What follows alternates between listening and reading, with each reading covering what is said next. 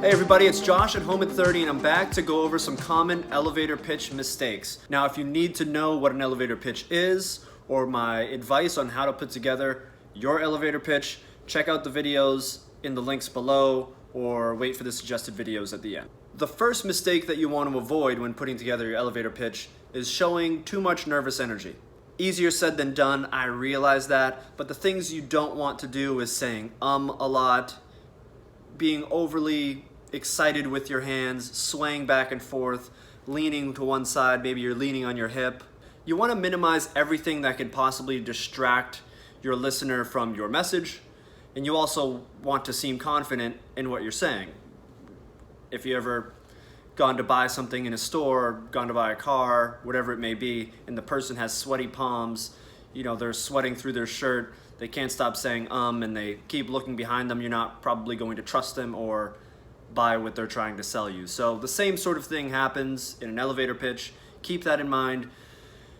It's only a 30-second ordeal, so just swallow hard, grin and bear, do your best to not say and don't go crazy with the crazy hands or anything like that. Just stay calm, cool and collected, and should be good.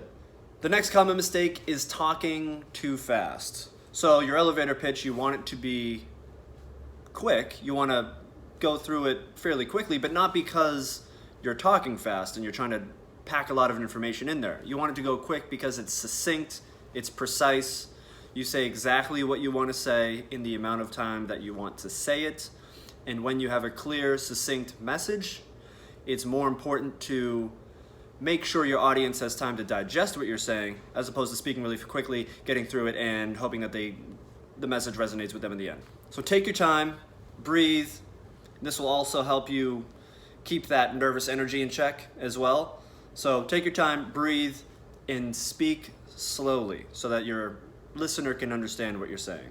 The third mistake you want to avoid is getting off topic. Now really the only thing I have to say about this is you want to fight the urge to add in additional information as you find yourself delivering the elevator pitch for someone. At a cocktail party, if you're out having drinks at a happy hour or something, it might be easy to just throw in additional information like for your internship that you thought might be fun or that the person might like. But I would really seriously avoid this because it can really add time to your elevator pitch. And the most important thing is to get the most important information in front of your audience. They don't need to hear all the backstory details about how the project came together right now. They don't need to know other things that are probably less important. Otherwise, they'd already be in your elevator pitch. So stick to what you've written down and practiced. Don't add additional information. When they ask you questions after, that's when you can fill in some of the details. Okay? The fourth mistake you want to avoid is using too much jargon. Now this is tough to realize if you're either joining an industry with a lot of jargon or you come from a background that uses some sort of jargon. And all this advice really comes back down to being confident, keeping it simple, and being succinct. So jargon has the potential to just confuse your audience.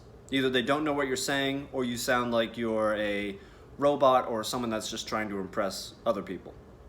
No matter which way it is, it usually doesn't work out that well. The problem with jargon is that the more words you use that are general or need further explanation, just adds more time to your presentation, more confusion, and it takes away from the message. The next mistake I would like to talk about briefly is picking the wrong audience. Now, getting practice is great, but we want to make sure we're not wasting our time whenever we go out and deliver these elevator pitches.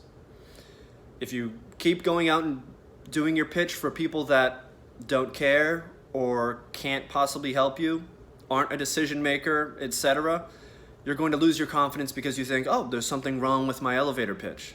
Every time I deliver it, it's getting me nowhere. Nothing's working. What's the problem? That's why it's important to make sure you're focusing your attention on decision makers or people that can connect you with decision makers. This way, when you give your call to action at the end, it's more likely that you'll actually get the help that you're trying to get.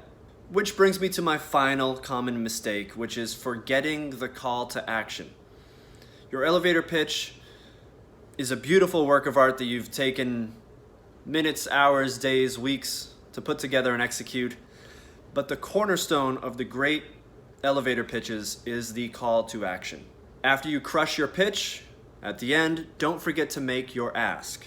Putting the ball in the listener's court is the only way to get what you want. If you have any questions about how to put together an elevator pitch or questions about your specific situation, don't hesitate to drop a comment below. I'll get to them as quickly as I can.